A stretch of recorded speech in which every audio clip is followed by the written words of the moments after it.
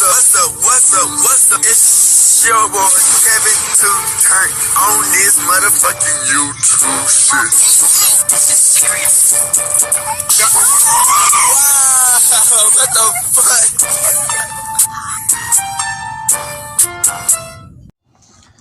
fuck? What's up? It's your boy Kevin to on YouTube shit. Hey man, say man, we are Lit to man, turn. Today, motherfucking day. So here outside, big crip in the gang. Turn outside, man. Free Palestine, free Congo, Russia do your thing, and take this thing the fuck up. Each day is a day better version of yourself. Never let somebody bring you down, arch your back. Never let somebody tell you you are boss. Never put yourself in a position you don't belong. Stay humble. It's your revolution on the moment. Keep Yahweh first. Come to the black Hebrew Israelite as a real Jew. Alright, gang, let's get into this bitch. Alright, boom. Today, it's a motherfucking day. So here outside, big crip in the gang. Turn outside, shit, man. Alright, gang. So, y'all know how, man, when you out here put in the work, you know what I'm saying? You living life. You want to be this, you want to be that. You want to have a business, you want to make that money on. You want to get to the bread, you want to eat, you want to live, you want to have a good life. But in between midst of all that going on, journeys, adventures, it's a relationship. 9 times out of 10 will be involved out of a lot of like people in general. You know what I'm saying? Now, sometimes you get into relationships, man, and you just don't understand why certain shit happens, or you know, shit just start happening out of nowhere. You just don't understand certain shit. It's just sometimes you might be part of shit. You know what I'm saying? So it's like a lot of shit can happen when you're in relationships, man.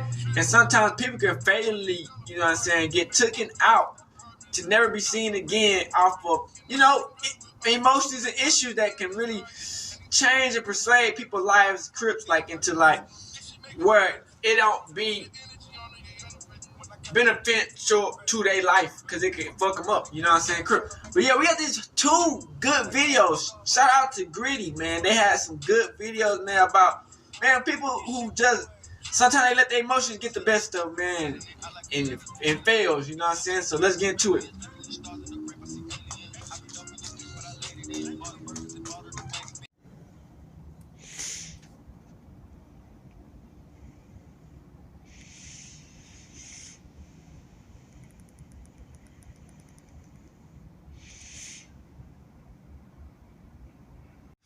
Hey man, say man, we finna talk about this shit, man. You know what I'm saying? You know, some things, you know, we just need to have a talk about. You dig what I'm saying? Crip. It's gonna be times where, you know, you wanna do certain things and build certain things with people. But like I said, it's always hard when you're a celebrity or when you kind of famous or just even known, Crip. When people kind of know a lot about you and you never know what people got going in their mind and what they got going on their path. And just a lot of shit that goes on, man. So we got 2 good videos. Little Dookie Booty, go on and get in the camera. Yeah, this is for Keisha because you clearly ain't learned your lesson the first time. Tell her what the I said. Okay, louder. I can't you no more. Because what? Messing up my family. Now. Damn. How can someone pretend that they didn't know what was going on with her and all this time they knew what the heck was going on? Like, you must have played it out real good for thinking nobody was going to come out and do nothing. We didn't see any signs, no signals. It wasn't like she was coming around us with black eyes or anything like that. So there was none of that. Making the murder a shock. It is definitely a betrayal. You ever scroll through TikTok and Shout see out those to Gritty, couples who man. seem too perfect? Take Winter Straw. On the outside, her relationship looked fun, even sweet. But behind the scenes, it was full of control, manipulation, and violence. Until it ended in murder. Then there's Jessica Edwards. She was a new mom trying to find her balance. But instead of support, she faced resentment that turned into something much worse. And Kayana and Ronald Burns? A TikTok famous power couple who built a whole brand on success and family values. years, but behind the scenes, their marriage was falling apart under financial pressure, emotional turmoil, and ultimately, a shocking murder-suicide. 3 couples, 3 relationships that played out in front of millions, and 3 stories that prove couple goals aren't always what they seem. This is the story of TikTok couples that were so toxic, they killed each other.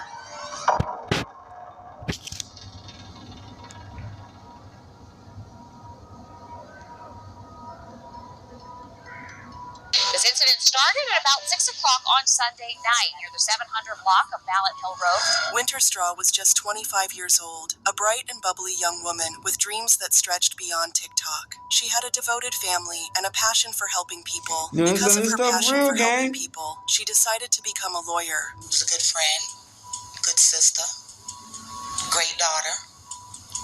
All around just a good person, a rising star. A rising star. If you met her, you loved her. And if you never met her, you wish you had. And her mother said she was planning to go to law school. But while she worked towards that, she became an influencer who had a growing presence on TikTok. She shared dance videos, beauty tips, and snapshots of her seemingly picture-perfect relationship with Renardo Johnson. Who was interested first? Who said I love you first? Who's more protective? Who cleans more? A lot of that shit could be capped as hell. Who eats that the mignon. Who spends the most money? Who is most likely to start an argument? Who falls asleep first? Who is more annoying? Who loves the hardest? But behind the filters and the viral clips, their love was anything but healthy. And eventually, those dreams she had were cut short by the same man who claimed to love her. Kinda always hard, you know what I'm saying? You know, which is the hard part about it. The camera. She was just a beautiful spirit that, didn't face deserve 24/7. nothing. Winter met Renardo when she was just a teenager. Their relationship was intense from the start, full of passion, but also constant fighting. According to Winter's friends, Winter often posted cryptic messages about love and heartbreak, but they didn't fully understand what was going on behind the scenes because in front of the camera, Winter's boyfriend, Renardo Johnson, seemed like the perfect partner. He seemed devoted to his wife, even to the point of hoping online to tell other girls that were in his DMs to back off because they were messing with his family. Little dookie booty, go on and get in the camera. Yeah, this is for Keisha because you clearly ain't learned your lesson the first time. Tell her what the I said. Louder. I can't put you no more. Because what? You messing up my family. Now. But that was just an act, and those closest to Winter began to see red flags. Small, barely noticeable at first, but they were there. Renardo was possessive. He hated the attention Winter got online. As her TikTok following grew, so did his paranoia. He would check her phone, question her about messages, and guilt trip her into spending less time online. But her family saw none of this, because Winter kept it hidden. We didn't see any signs, no signals. It wasn't like she was coming around us with black eyes or anything like that. So there was none of that. Making the murder a shock. It is definitely a betrayal. As Renardo became more and more obsessed with controlling Winter, their fans on TikTok began to notice the toxic pattern in their relationship and started commenting that Winter needed to leave him for her own safety. But in response, Winter and Renardo made a TikTok making fun of the people who were trying to advise her to stay away from him. I'm still alive. I'm still alive. I'm still alive. I'm still alive. I'm still alive. But behind the scenes, Renardo was getting even more paranoid, accusing Winter of encouraging the men in her comment section by posting videos they could thirst over. Winter, of course, didn't see it that way. TikTok was her job. It was what put food on the table. So to her, she was just doing her job. One night, after an explosive argument over a TikTok post, Renardo snapped. Winter had posted a TikTok hinting at a breakup, a video that would be her last. Renardo, in a fit of rage, confronted her. Neighbors reported hearing screaming and crashing sounds, but when police arrived, they found Winter lifeless, her life extinguished in minutes. This was not a spur-of-the-moment thing. The young man, it was premeditated. He thought about his actions, and he carried them out. Renardo had attempted to take his own life afterward, but survived. He later confessed that he couldn't bear the thought of Winter leaving him, saying if he couldn't have her, no one could. Because this man looked me in my eyes all the time. And whenever I would talk to him, I'd say, I'm giving you my child, a wholehearted, bubbly personality. And that's how I want to get her back. Winter's mother was devastated, shattered, betrayed by the man she had once welcomed into her home, a man who promised her he would return her daughter to her exactly as he'd met, laughing and happy. And he always assured me he would never do anything to hurt my child. She says Winter's death has given the family a new purpose. We want to make it clear, real clear.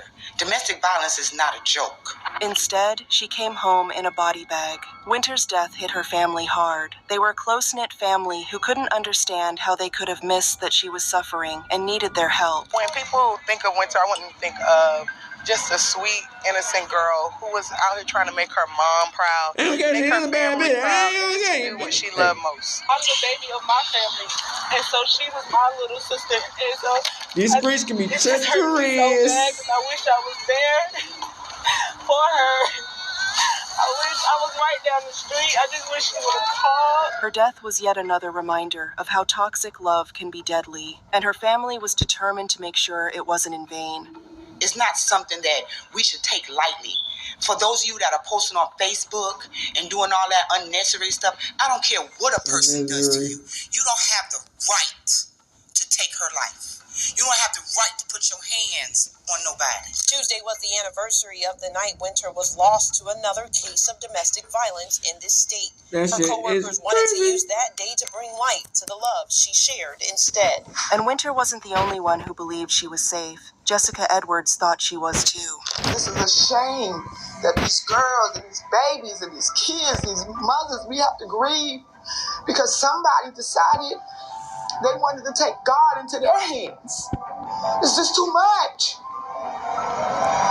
It's too much.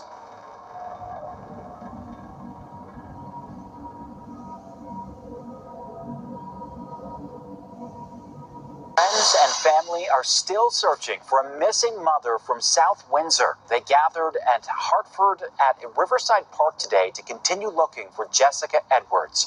It's been a week since the 30-year-old was last seen by her family. Jessica Edwards was the kind of person who lit up a room. If you knew her, you loved her. If you didn't, you probably wished you did. Jessica graduated from East Hartford High School in 2009, then went on to Eastern Connecticut State University, where she earned her bachelor's degree in English. But she didn't stop there. She had a heart for helping people, so she got her master's in social work from Simmons College in Boston. And that still wasn't enough. She wanted to work in healthcare, so she went back to school to get a degree in respiratory care at Manchester Community College. She was literally days away from graduating, but she never got to walk across that stage. Somewhere along the way, Jessica met Taj Hutchinson. He was 8 years younger than her, just 22 at the time of her death. It's unclear exactly how they met, but at some point, things got serious. They got married, had a baby, and started a life together. Now, to the outside world, they looked like your average young couple, balancing work, school, and parenthood. But behind closed doors, it was a different story. South Windsor police are working with state and federal authorities to try to track her down.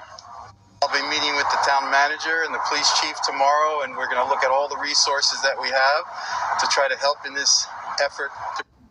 I have an itch in my throat that we have to try to help in this effort to bring Jessica home safely. On May 10th, 2021, Jessica vanished. If you know anything about Jessica's whereabouts, call police. Her husband, Taj, went on social media and played the role of the worried husband. He posted emotional messages like, "It's another lonely and worrisome night without you, my love. Son, and I miss you so much. I don't have an appetite to eat or sleep knowing that you aren't here with me. Every time I came home, you were always there taking care of our beautiful son that we created. Whenever I was down, you always lifted me up. I've never even been so many days without you. My heart is broken right now, shattered, and my emotions all mixed up. Please, please, please, wherever you are, come back safely." He wanted people to believe that Jessica had just walked away, that she left her baby, her family, and her entire life behind. I love you and need you so much, and our son worries about you too. I feel like he barely wants to eat. Please, I love you so much. But her family, they weren't buying it. Something wasn't right. New documents just released on the death of Jessica Edwards. Today, her husband will head to court charged in her death. Turns out, Jessica had argued with Taj the night before Mother's Day. It was over a gift, a pair of guinea pigs that Taj had bought for her. In the arrest warrant, it states the day before Mother's Day, Hutchinson bought Edwards guinea pigs as a gift and she was angry about it. On Mother's Day, their argument led to a physical Over a damn guinea pig? Now, was she upset because she hated guinea pigs? Maybe. But what really mattered was how that argument escalated. By the next morning, the fight turned physical. According to police, he said he pushed her, which caused her ear to bleed. The next day, on Monday morning, according to the warrant, their arguing continued, and this time, she said Edwards hit him in the head with a laptop, grabbed a kitchen knife, and he pinned her to the ground. Jessica fought back. She hit him with a laptop. She grabbed a knife. She was defending herself. But Taj was bigger and stronger. He pinned her to the ground, kneeling on her neck and back, just like what happened to George Floyd. She struggled. She tried to breathe. And then she stopped moving. And eventually, she stopped moving and died. Later that same day, Edward's sister went to Hutchinson's home on Cinnamon Springs Road in South Windsor. Police say she told them she saw in the trunk of his Jeep what appeared to be a blanket covering a body. Taj left her there, lying on the floor, for hours while their 7-month-old baby was in the house. Then, he wrapped her body in a blanket, put her in the trunk of his Jeep, and drove her to a remote wooded area in East Hartford, where he dumped her like trash. And while everyone was searching for Jessica, crying, posting her face all over social media, Taj was out here acting like nothing happened. Even when Jessica's sister showed up at his house demanding answers, he played dumb. Until she saw something inside his trunk. As she demanded him to open up the trunk, Hutchinson sped off. She also told police she found divorce papers filled out by Edwards but was never filed. It was a body, wrapped up. She screamed at him to open the trunk, but Taj panicked. He sped off before like, how she the could fuck do he anything. must have wanted to get caught. Cause I know damn well I'm leaving a dead ass body in my fucking whip. GPS location and dragged That the would have been body the first to a thing to go wooded on area, my bucket which is list, where bitch. Edwards was eventually found on Friday by Driver Road in East Hartford. And that's when police really started looking at him. How can someone pretend that they didn't know what was going on with her, and all this time they knew what the heck was going on? Like, you must have played it out real good for thinking nobody was going to come out and do nothing. Taj's story kept changing. First, he said Jessica had left with friends. Then, he said she got aggressive, and he was just defending himself. Jessica Edwards was first discovered missing May 10th. Her husband, 22-year-old Taj Hutchinson, initially claimed she got into a car that morning with friends and never returned. Police doubted that story and searched areas in South Windsor, Manchester, and East Hartford, finally finding her body in a wooded East Hartford area May 21st. Hutchinson was arrested that evening. Jessica's body was found 11 days later, and Taj was arrested. He was charged with manslaughter at first, but the truth was clear. He murdered his wife, and after months of investigation, his charge was upgraded to murder. He later confessed to having a physical altercation that led to Edwards' death. Now, after months of investigation, the initial charge of manslaughter has been upgraded to murder. Jessica's mother was heartbroken. No one should have to go through something like this. Nobody should. And let's not forget, Jessica and Taji's child lost both parents that day. One to murder, the other to prison. I was happy. I was elated. Finally, something has been, I feel like something has been done, something is being done. I think that should have been the charge from the beginning. So I believe they gathered enough evidence just to make sure that their case was going to be solid. In November 2024, Taji stood before a judge and received his sentence, 27 years in prison. For some, it was justice. For others, it wasn't nearly enough. Because the truth is, Jessica should still be here. She should be raising her son, building her career, living her life. Instead, why they get to that argument? Why she hit him in the head with a laptop? Why did they even get to that point?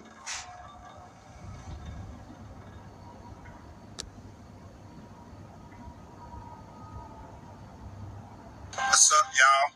It's snowing outside. You know, still gotta work, still gotta go make it happen. You know, because you want to, not because you have to, and that's where we've positioned ourselves in our life, that we get up because we want to, not necessarily because we have to. But the fight is never finished. Kayana and Ronald Burns weren't just a couple, they were a brand. They built their lives around inspiring others, teaching people how to be successful entrepreneurs. Hi, I'm Ronald Burns, and this is my lovely wife, Kayana Burns. Today we're going to talk to you about entrepreneurship and how it greatly benefited our life. For those that don't know, my husband and myself, we've been entrepreneurs for the last 20 years. And our mission is to bring you guys along to become successful entrepreneurs as well.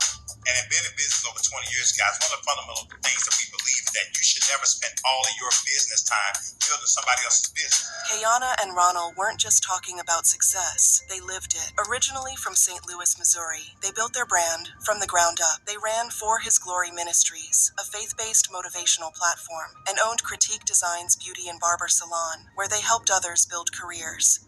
You should be in a position of leverage income where you make money that doesn't require your time. So one of the things that we're going to teach you is, what does the wealthy people understand that the poor people don't? They understand how to make money without their touch. We've been taught to go to school, get a great education, graduate, and get a good job. How about go to school, get an education if you choose to, and go own the business where your money doesn't require your touch, because you only have 24 hours in a day. For over 20 years, they were business partners in everything, love, life, and money. But in 2021, they decided to take a leap. They packed up their lives, moved to Atlanta, Georgia, and planned to expand their empire. To their followers, they looked unstoppable. But in reality, the move wasn't easy. I just felt the need to hop on here for just a moment, not long at all, and kind of just talk about Talk about what? Just a few weeks before the tragedy, Kayana went live on Facebook, and what she said, it hit differently after what happened. She wasn't her usual bubbly self. Instead, she looked drained, exhausted, and on edge. But look, y'all, I'm telling you, if you don't stay prayed up and you don't keep faith, things can swivel in and take you out. At the time, people thought she was just talking about business struggles. But was she hinting at something deeper? For those that don't know, about 5-6 months ago, my husband and myself, we moved to Atlanta to expand our business. She also admitted that moving to Atlanta had been harder than expected. I'm telling you guys, like, the transition, it wasn't necessarily a smooth one. It wasn't a hard one either, but it was something that we chose to do. And when you come to a new state or city and you're trying to learn people and you're trying to learn, the things that they do, and that can be challenging. And coming here with our kids, just us and our kids, it's just us. And then she said something that now feels chilling. And if you don't feel like you're a strong enough individual, some things may take you out. Was she reaching out for help? Was she warning us? Or was she already losing control? Honestly, if I'm being totally, perfectly honest, I'm having one right now. And the reason I'm going live is because sometimes you gotta reach out and tell people that you need love. I guess about 7 months ago, something like that, 7 months ago, with my wife and myself, we decided we was going to get a divorce, that we ain't want to be with each other no more. We was just done with each other. Here's where things get even more complicated. Around 6 months before the murder, Ronell revealed something shocking. He and Kayana had actually planned to get a divorce. She was tired of me, I was tired of her. We was going to go on about our business. And as we sat in the truck and we said, hey, you know what, if we're going to get a divorce, let's be civil. We got kids, we got businesses. We said, well, let's just sit down and just talk about how this all going to work out. Meaning from a business aspect. They literally wrote everything down. Who would take what? How the businesses would be split. How we was going to divide the business. And she go her way and I go my way, but we didn't want to compromise and jeopardize everybody else's future because we was tripping. Let's not destroy our businesses. Let's not tear each other's name down. Let's not do none of that because there's kids, there's family members. But then they changed their minds. By the time the night had reached us, God had changed our heart. And I start thinking back to Jesus when he was on the cross. They stayed together, but had they already crossed a point of no return? On November 6th, 2021, something snapped. Inside their luxury apartment in Sandy Springs, Georgia, an argument escalated into something no one saw coming. Kayana, the same woman who preached strength and faith, grabbed a firearm. She fired at Ronell, and then she turned the firearm on herself. When police arrived, they found both of them dead. A murder-suicide. No history of DV. No past police reports. No warning signs, except for that eerie Facebook Live. So what really happened between Kayana and Ronell? Some say it was financial pressure, that starting over in a new city put too much strain on them. Some believe their marriage was broken long before the move, and staying together only made things worse. And some think Kayana had reached a breaking point, one she never spoke about until it was too late.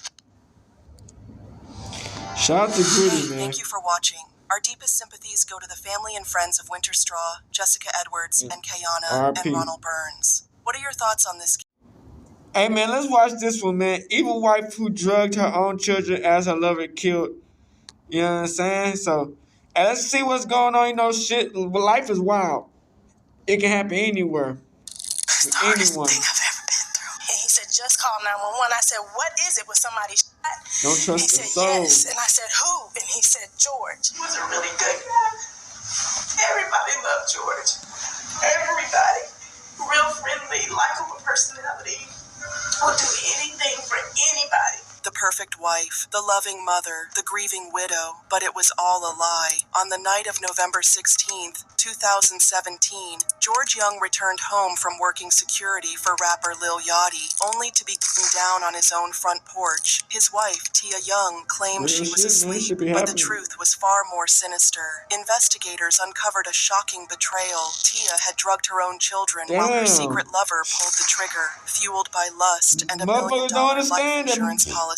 This deadly duo thought they had committed the perfect crime until their twisted plan unraveled. This case is as twisted as they come and will leave you questioning just how well you really know the people closest to you. But before we get into how their plan completely unraveled, let's go back to the beginning. George Young was a devoted husband and father who worked tirelessly to provide for his family. At 43 years old, he had been married to Tia Young for 22 years, and together they had 3 sons. George ran his own security company, offering armed protection for high-profile celebrities, and he also installed security alarm systems under contract with Ackerman Security. According to his family, George was the definition of a hard worker, clocking in an average of 70 hours per week to give his loved ones a comfortable life in a quiet, upscale neighborhood in Beaufort, Georgia. But beyond being a provider, he was known for his kindness, always willing to help those in need. Sadly, that kindness was repaid with a brutal and senseless murder. On the night of November 17th, 2017, George was on duty providing security for rapper Lil Yachty at a clothing line launch event at an Atlanta mall. After wrapping up for the night, he headed home, arriving at around 11:30 p.m. But just as he placed his keys in the front door, shots rang out. George was hit twice and collapsed immediately. He got shot from the side. His keys were actually in the door when he was shot and killed. Inside, Tia heard 2 loud pops, but at first, she wasn't sure if it was gunfire or just fireworks going off outside. I heard 2 loud shots. At first, I thought it was gunshots, but I wasn't sure what it was. I know if it was firecrackers. So that's his girl. Tia later told the police that her brother Tim, who was living with them at the time, immediately grabbed a shotgun and rushed outside to see what was going on. Tia, still in shock and confusion, had no idea of the horror unfolding outside until Tim came back with devastating news. George had been shot. They frantically called 911, and within minutes, police and paramedics arrived at the home. But tragically, it was too late. George was pronounced dead at the scene. I see the victim laying on the steps just off the front porch. Of course, there's cooling there. Right away, investigators suspected this was a planned attack. George had no time to react. His body language showed that he was completely caught off guard, his hands dropping instantly when the shots were fired. The sharp cracks of fire shattered the usual calm of the neighborhood, bringing shocked residents outside. No one could believe something this violent had happened right in front of their homes. As news of the murder spread, the details made the tragedy even more haunting. George had spent years installing security cameras for others, but the one camera above his own front porch, the very place he was killed, wasn't working. His family said he had been too busy looking out for others to fix his own system. Just days before, his oldest son, Dylan, had even talked with him about getting it back up and running. Me and him had talked about fixing one of the cameras that's in front of the house. Like a couple days prior, he asked me to possibly help him with that, and this happened. It's like, wow. Dylan Young says he can't think of any reason someone would want to kill his 43-year-old father, George. It's the hardest thing I've ever been through. George's wife, Tia, says she was asleep upstairs around midnight when she heard 2 gunshots. Her brother went outside. He said, just call 911. I said, what is it? Was somebody shot? He said, yes. And I said, who? And he said, George. The family says they found George in a pool of blood on the front porch, his keys in the lock. During the investigation, one thing became clear. This was not a robbery. Nothing had been taken. George still had his phone, his wallet, and all his belongings. No weapon was found, but a single shell casing was recovered from the scene. They said whoever did this may have been waiting for him, or maybe a gang initiation type thing. Investigators started with the basics. Was there anyone who had a reason to want George dead? They questioned his family, asking if he had any enemies or past conflicts, but everyone said the same thing. George was a stand-up guy, well-liked and respected by everyone who knew him. He was a really good guy. Everybody loved George. Man, he was an incredible actor, bro. Real friendly, likable personality.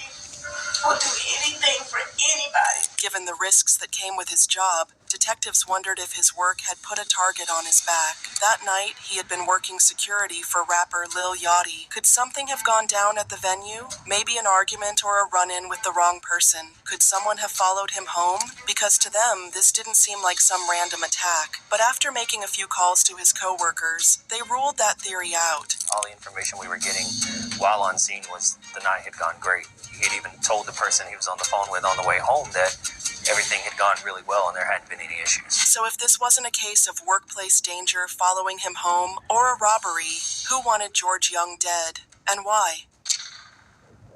When authorities broke the heartbreaking news to George's sister, Ivy, who lived in South Carolina, she jumped in her car and rushed to Georgia, desperate for answers. On the way, she called Tia, hoping to understand what had really happened. She told me that the police thought it was mistaken identity. She said it could have been gang related, like a gang initiation type thing. Now, this was confusing to Ivy because George lived in a quiet, peaceful neighborhood, the kind of place where violent crimes just didn't happen. Every time she visited, she felt completely safe. So, how could this happen to him, right on his own front porch? And yet, that was the explanation Tia kept repeating to anyone who would listen. While some people accepted it, detectives weren't convinced. In fact, their suspicion of Tia was growing because they had never told her they believed the murder was gang-related in the first place. And that wasn't the only red flag. On the night of the murder, police questioned both Tia and her brother, Tim Lee, since they were home when it happened. Right away, investigators noticed their stories didn't match up. Tim told officers that when he heard the gunshots, he immediately grabbed his gun and ran outside, only to find George bleeding out. He said he quickly put his gun away and called Tia, but Tia's version was completely different. She claimed that after hearing the noise, she walked out of her bedroom and went to Tim's room, only to find it empty. Then she went downstairs, asked Tim if he heard the noise, and that's when he decided to go outside and check. So,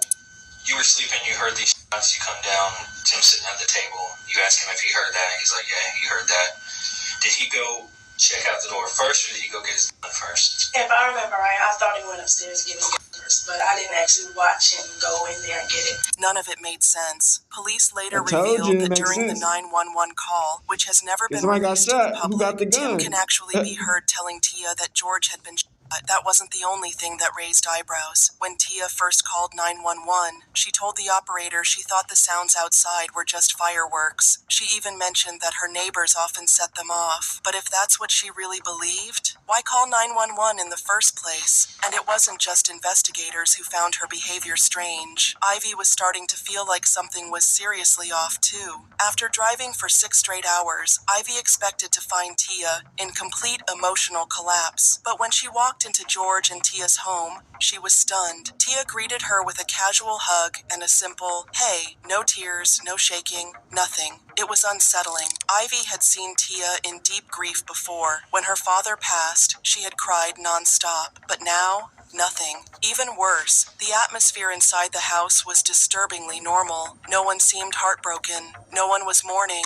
Right. And Ivy couldn't shake the feeling that Tia knew more than she was letting on. But when she saw the news coverage about George's murder, her suspicions only got worse. One news outlet referred to Tim as Tia's brother, but there was just one problem. Tia didn't have a brother, and then it got even weirder. Another outlet said she referred to him as a cousin. I mean, he's not related to her. He's not related to us at all. So who was he? And why was he living in George's house? But more importantly, why would Tia lie about it? But wasn't a complete stranger to Ivy. She and George grew up in the same town as him, but they were never close. She always thought he was quiet and a little strange. So how did he end up living in George's home? Tim later explained that he had lost his job, and George, being the generous person he was, offered him a position at his security company. And when George found out Tim had been struggling and living in motels, he invited him to stay at the house with his family. When detectives realized Tim and Tia weren't actually related, they knew they were onto something. They brought both of them back in for questioning. This time Tia admitted that Tim wasn't her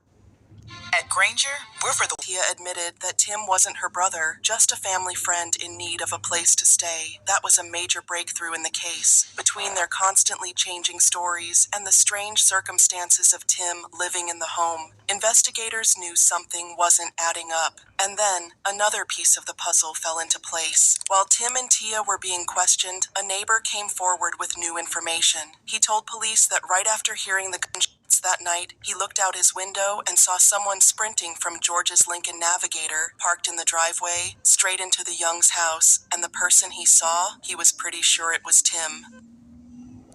When detectives went back into the interrogation room, they hit Tim with a direct question. Had he gone out to George's vehicle that night? Tim admitted he had, but his reason? That raised even more eyebrows. He claimed he was taking off a GPS tracker that George had supposedly asked him to install. According to Tim, George wanted the tracker on his truck so that if anything ever happened to him, his vehicle could still be located. But if that was true, why was Tim in such a hurry to remove it? Tim's explanation was a lot. He said he was just acting on instinct, trying to protect George. Then, out of nowhere, he brought up something completely shocking. He claimed George had been trafficking weapons from Florida to North Carolina, and one of the people involved had come looking for him. According to Tim, this mystery person even went to the house and told Tia that George owed them money. But when police questioned Tia about it, she had no clue what Tim was talking about. At this point, investigators turned back to George's sister, Ivy, who hit them with another bombshell. George and Tia had a life insurance policy, and here's where things got really shady. Tia had just told police that she didn't think any life insurance policy existed. She claimed she thought they had all lapsed. That was a lie. Investigators quickly found out that George and Tia had $1 million life insurance policy, and guess who the sole beneficiary was? Tia. Even worse. Despite claiming she thought the policies were inactive, Tia wasted no time. She had already called to start processing the claim within 24 hours of George's murder. And then detectives remembered something else that was way off. The night George was murdered, the house was chaotic. Police were searching every room, moving in and out, talking to people. But despite all of that commotion, not a single one of the Young's kids woke up. Not even once. We were in and out of their rooms doing searches. We were talking to everyone, the medical examiner, the fire trucks, ambulances, police, CSI, taking pictures, neighbors coming outside. Everyone woke up but the kids. Detectives believe they know why. She had been giving him Unisom sleep pills. Tia admits giving one of her son's sleeping pills in the past to help him stay asleep at night. The boy told cops he hadn't had one for a month, until the night of his father's death. However, that's not what his mom said. And soon, investigators figured out exactly why the kids hadn't woken up that night. Tia had given them sleeping pills. One of her sons told police that he had been taking sleeping pills to help him sleep, but he hadn't taken one in over a month. That is until the night of his dad's murder. But when cops asked Tia about it, she told a completely different story. She claimed she had been giving him sleeping pills for several nights that week. The stories didn't match, and that only made detectives more suspicious. At this point, police believed Tia had given all of her son's sleeping pills the night of the murder. By now, it was clear. Tia and Tim weren't just people of interest. They were the prime suspects in George's murder, and it wasn't just the police who thought so. 2 days after arriving in Georgia, Ivy confronted Tia directly. I said, I think you and Timmy killed my brother. 2 days after arriving in Georgia, Ivy made the bombshell accusation to her sister-in-law. I watched every move that she made. She definitely had something to hide.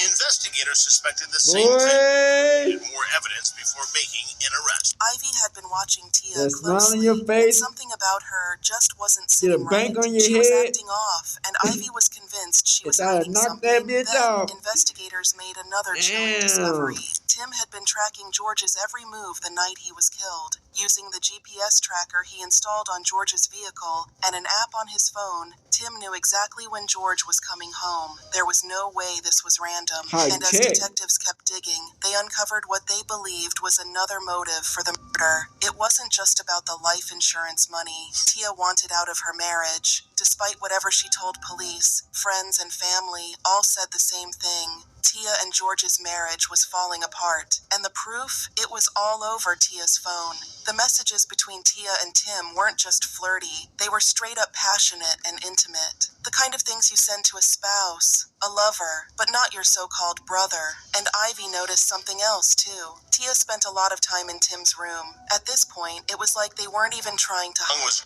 down on his front porch. His wife Tia and family friend Tim Lee are brought in for questioning. By April, Tia and Tim were back at police headquarters for another round of interrogations. At this point, the evidence against them was stacking up, and investigators weren't holding back. They got straight to the point. What was really going on between them? And just to make sure Tia knew they weren't playing, they slapped down the explicit emails she had sent to Tim. Proof that their relationship was way more than just friendship. Tia folded. She admitted to the affair, but insisted they ended things after George's murder. I have all of these emails that you sent him talking about yours and his relationship. You remember those? Yes. Okay. This is where we're at, Tia. Okay, I want you to listen to me. I know what's been going on. I know Tim's involvement. I also know there's a lot more that's been going on here, okay? What I want from you now is to understand all of this, because what it looks like is you're this hateful, horrible spouse that connived with your living boyfriend to kill your husband for money. If that's how it is, then that's fine. You can tell me that. But if that's not what happened, then this is your only chance to tell me what was really going on. That's not what happened.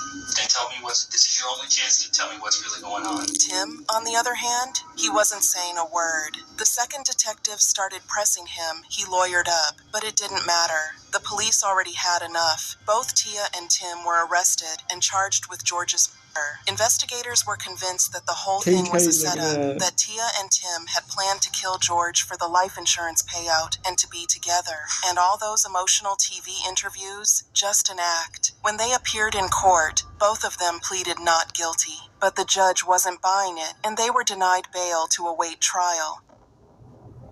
As soon as news of their arrest broke, the media went wild. Reporters wasted no time calling out Tia's fake tears, how she had been crying on camera, playing the devastated widow, all while knowing exactly what happened to her husband. The situation got even messier when people realized that a GoFundMe page had been set up to support Tia and her children. Strangers, believing she was a grieving wife, donated almost $5,000, completely unaware that she had allegedly plotted to kill George for his $1 million life insurance policy. It's tough. They deal with that brother any Who could forget a grieving wife flanked by her emotionally overwhelmed children? I'm gonna do it by myself.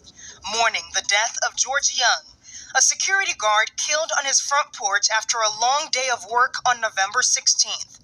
At least twice since the murder, Tia Young spoke with 11 Alive, pleading for the killer to come forward and face justice for killing her innocent husband.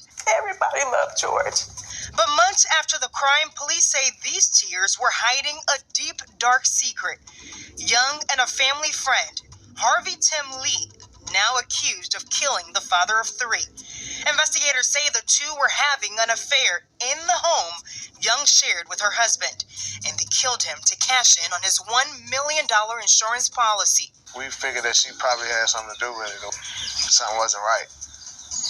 I just, it didn't sit well with me, her demeanor.